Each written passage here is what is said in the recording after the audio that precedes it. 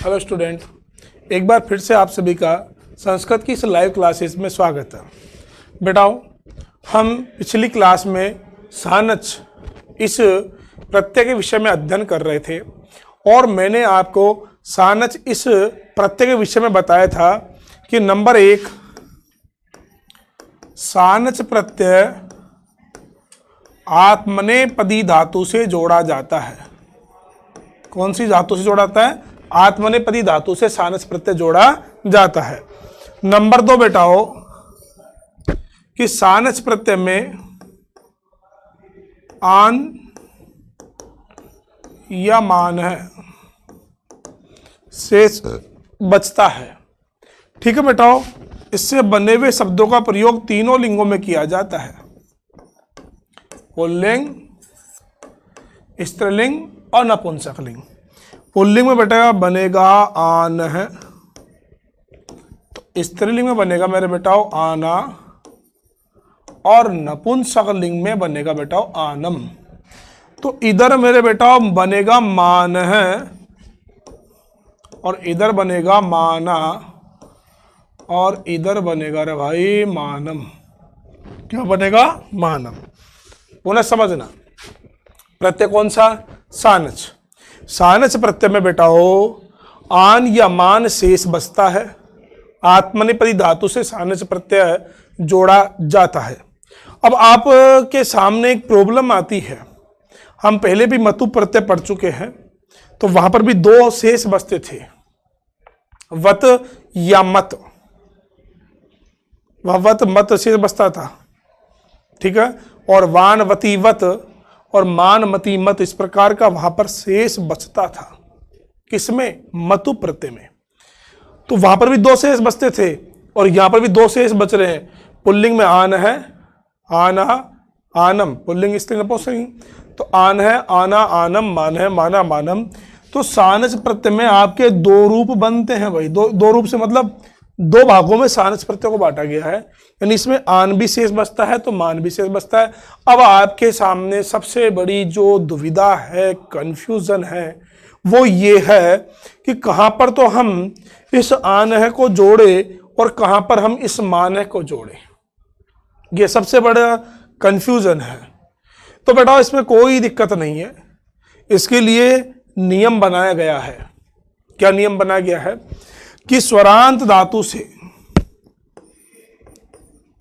स्वरांत का मतलब समझ लो बेटा, स्वरांत का मतलब है ऐसी धातु जिसके अंत में स्वर शेष बचता हो।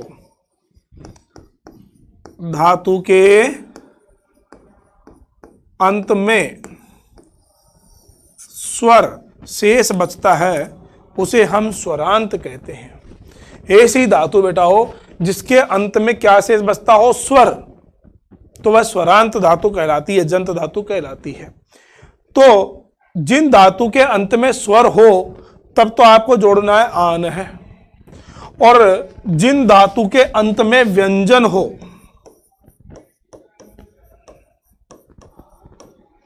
क्या हो? व्यंजन। तो जिन धातु के अंत में व्यंजन हो तब आपको क्या जोड़ना है? मान है। पुनः समझना भाई, जिन धातु के अंत में स्वर हो जब तो आपको आन का प्रयोग करना है। ये अपनी नोटबुक में नोट कर लें कि यदि अगर धातु के अंत में स्वर हो तो आन जोड़ा जाता है, और यदि अगर धातु के अंत में व्यंजन हो तो मान जोड़ा जाता है। यानी जिस धातु के अंत में स्वर हो तो आन का प्रयोग करेंगे, और धातु के अंत में मेरे बेटाओ यदि अगर व्यंजन है तो हम किसका प्रयोग करेंगे? मान का। जैसे कि फॉर एग्जाम्पल समझना भाई, धातुआ आपकी सेव, प्रत्यय मेरे बेटा कौन सा? सानच। तो आप यहां पर देखोगे रे भाई, सेव, व के अंत में क्या आ रहा है? स्वर आ रहा है या व्यंजन आ रहा है? तो आप देखोगे वह हलंत है। वह कैसा है? हलंत है। अब हलंत है वह, इसका मतलब इसके अंत में व्यंजन आ रहा है, और व्यंजन आने पर तो आप क्या जोड़ोगे? मान। तो मेरे बेटा हो, इस सेव में सानच के स्थान पर क्या जुड़ जाएगा? मान है पुल्लिंग में, तो सेव में मान जोड़ दो तो ये बन जाएगा सेवमान है। ये धातु का जो अंतिम है उसे आपको पूरा करना पड़ेगा प्रत्यय जोड़ते समय। कि जो वह हलंत है ना, इसको पूरा कर देते हम कब? जब हम प्रत्यय को जोड़ रहे हैं। तो सेव में मान जोड़ेगा तो क्या बनेगा? सेवमान है। पुल्लिंग में सेवमान है, स्त्रीलिंग में मेरे बेटा बनेगा ये सेव माना, और नपुंसकलिंग में बनेगा रे भैया ये सेव मानम। इस प्रकार से 3 रूप बन गए, सेवमान है, सेवमाना, सेवमानम। सेवमान है, सेवमाना, सेवमानम। अब यदि अगर एक रूप आपके समझ में आ गया तो बाकी रूप तो मेरे बेटा आप बना सकते हो। कैसे? धातु है पच, प्रत्यय सानच, तो बना लिया आपने। ये बनेगा पचमान है, पचमाना, पचमानम। धातु मेरे बेटा लभ, तो क्या बन जाएगा? लभमान है, लभमाना और लभमानम। सेव से सेवमान, पच से पचमान, लब से लभमान। धातु मेरे बेटा शंक, तो क्या बनेगा? शंकमान है,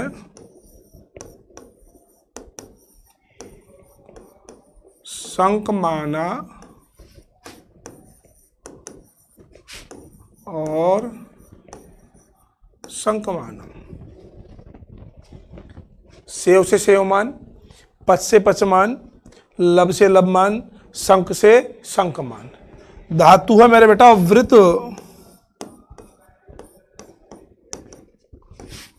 तो बन जाएगा वर्तमान है,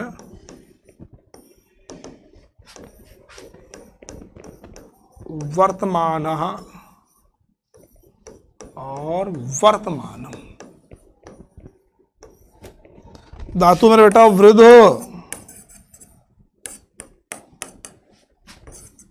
तो ये बन जाएगा वर्धमान है, वर्धमाना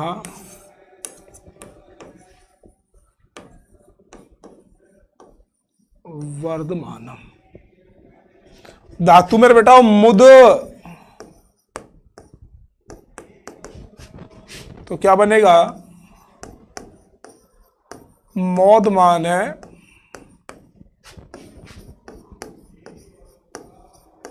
मौदमाना, मौध मानम। ठीक है भाई, तो पुनः समझेंगे। सेवमान है, पचमान है, लबमान है, शंखमान है, व्रतमान है, वर्धमान है। ठीक है। अब आप इस प्रकार से कोई भी धातु हो उसे आप आसानी से जोड़ सकते हो, मुझसे मौदमान।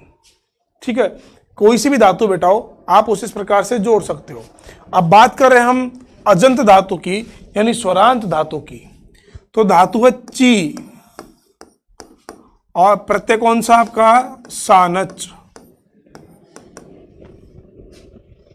तो बनेगा चिन्वान है।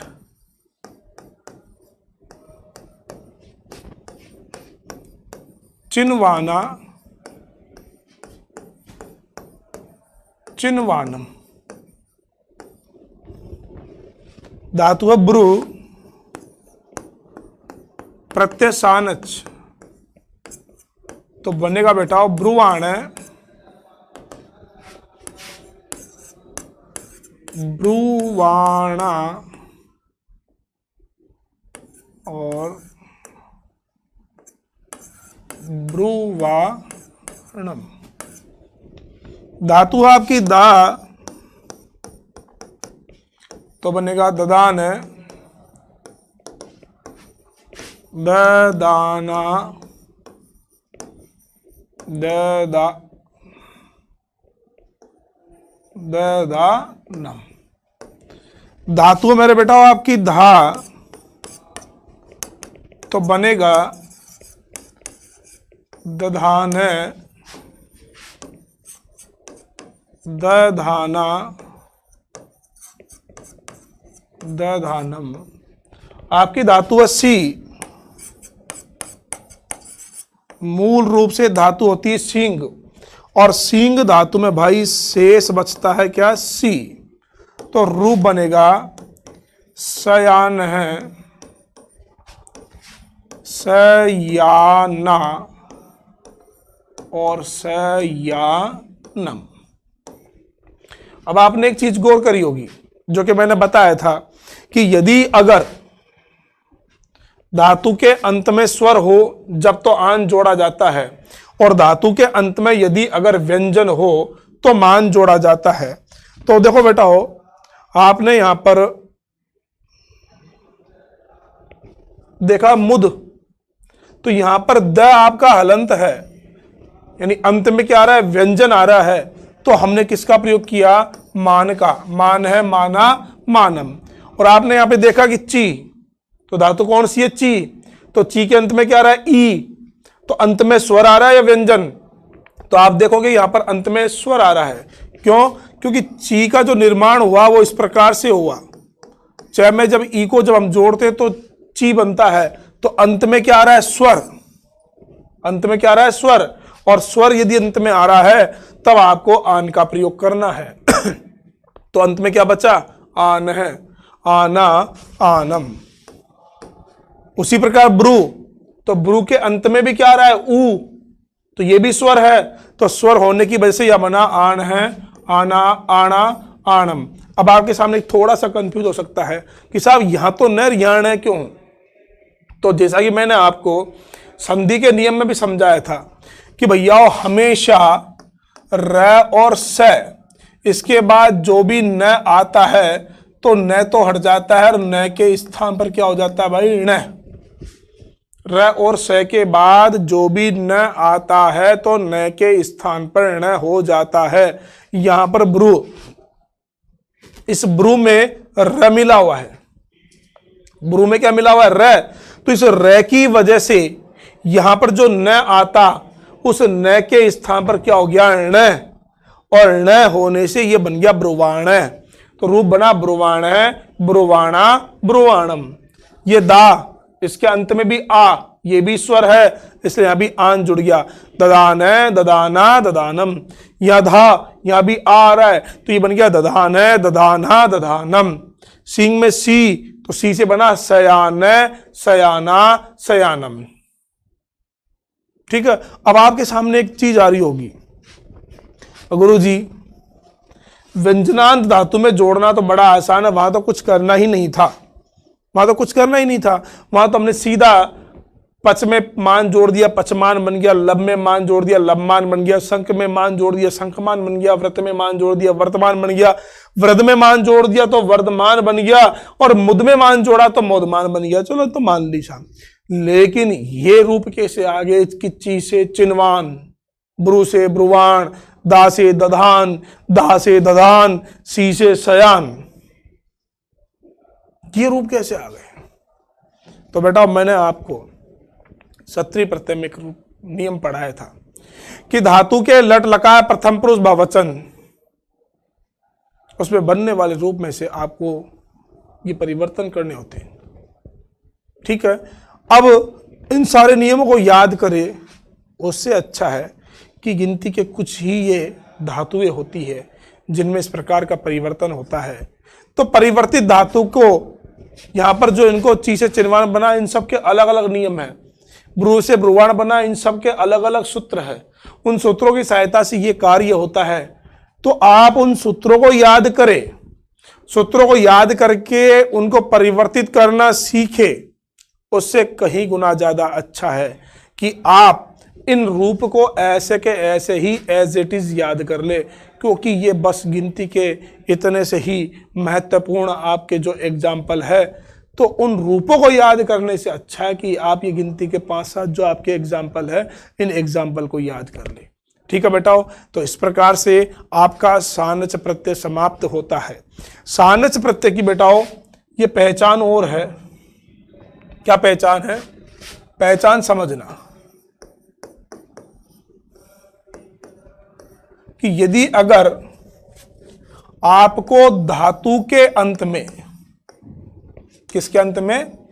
धातु के अंत में आपको आनह, मानह, आना, माना, आनम और मानम, यदि आपको धातु के अंत में इन 6 में से कोई भी एक दिखाई दे, तो इसका मतलब वहां पर निश्चित रूप से आपका सानच प्रत्यय है। ठीक है भाई। अब इनमें तो कोई दिक्कत नहीं है, लेकिन इसको बेटा विशेष रूप से ध्यान रखना, इस वाले को, और इसमें भी विशेष रूप से इसको ही ध्यान रखना। इसमें भी किसको? केवल मान को, कि मान आने पर ध्यान रखना, मान है, मान है होने पर तो सानच प्रत्यय है। इसको और विस्तार से बता देता हूं अगले पेज में कि बेटाओ मान है होने पर तो प्रत्यय कौन सा? सानच। किंतु मान हलंत होने पर प्रत्यय कौन सा? मतुप। ये विशेष पहचान है भाई इन दोनों की। जबकि हम उच्चारण करते हैं तो हम तो अशुद्ध उच्चारण करते हैं, तो अशुद्ध उच्चारण के कारण तो हम तो मान है, मान एक ही बोल देते हैं। श्रीमान, धनवान, बलवान, गुणवान, इधर पचमान, लभमान, बौद्धमान, क्योंकि हम न तो हलंत का उच्चारण करते हैं और न हम विसर्ग का उच्चारण करते हैं। ये तो अंतर तो रात दिन का है दोनों में। किंतु हमारा उच्चारण दोष होता है, तो हम उच्चारण दोष की वजह से शुद्ध हम संस्कृत का प्रयोग करते ही नहीं है। इस कारण से हम न तो विसर्ग का प्रयोग करते और न हम हलंत का प्रयोग करते। तो ऐसी स्थिति में दोनों मान एक जैसे हम बोलते हैं, तो उस परिस्थिति में, उस स्थिति में हमारे दिमाग में कंफ्यूजन रहता है कि यार धनवान, और यहां हमने पढ़ा कौन सा? सेवमान है, कि सेवमान धनवान, कि बोलते तो हम अशुद्ध ना, नहीं तो ऐसे तो सेवमान है धनवान। ठीक है, तो बेटाओ ध्यान रखना, मान है आ रहा है तो सानच, क्योंकि सेव मान है में सानच प्रत्यय है, और मान आ रहा है, ये तो खेल मैंने धनवान लिख दिया, बाकी मान आ रहा है, जैसे कि श्रीमान, मान यदि आ रहा है हलंत वाला, तब आपका कौन सा प्रत्यय? मतुप प्रत्यय। ये बहुत अच्छी इसकी बड़ी पहचान है। इसको आप निम्न सारणी से समझ सकते हो कि मतुप, सारणी बना देता हूं कि एक तरफ तो लिखा आपने मतुप और एक तरफ लिखा आपने कौन सा? सानच। तो भैया मतुप की तो पहचान ये है कि शब्द के अंत में मान, और इसकी सानच की पहचान ये है बेटाओ कि धातु के अंत में मान है। ये आपकी विशेष पहचान है। कैसे? इसको इस सारणी समझ सकते हो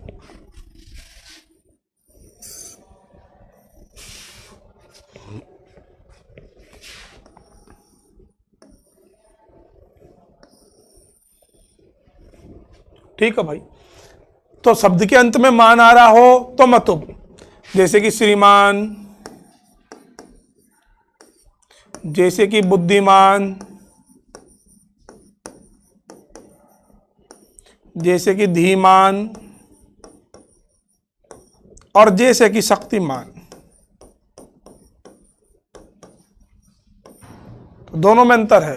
श्री आपका शब्द है, बुद्धि शब्द है, धी शब्द है, शक्ति शब्द है, और इन सब में मान का न कैसा है, हलंत। यहां पर जैसे कि पढ़ा आपने सेवमान है, तो सेव क्या आपकी धातु, ठीक है। जैसे कि सेवमान है, जैसे कि पचमान है, जैसे कि शंखमान है,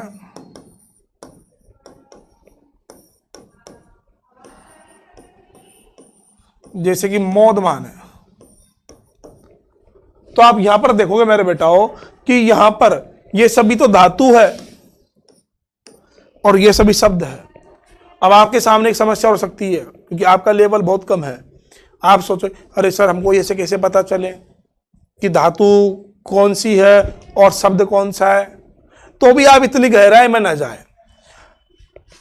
मतुप और सानच का जो अंतर है, इनका जो डिफरेंट है, बहुत सामान्य सा और आसानी से पहचानने वाला आपका अंतर है। क्या कि यदि अगर न हलंत दिखाई दे, न कैसा दिखाई दे, न यदि अगर आपको हलंत दिखाई दे, इसका मतलब मतुप प्रत्यय, और यदि अगर न के बाद विसर्ग आ रहा है तो इसका मतलब सानस प्रत्यय।